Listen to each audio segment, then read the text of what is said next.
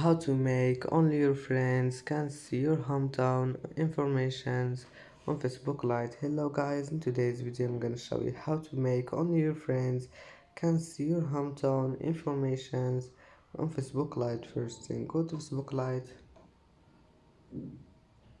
and here just click these three lines in the top corner and go down, click settings and here profile information.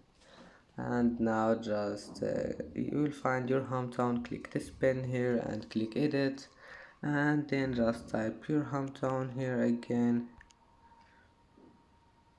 and then select it.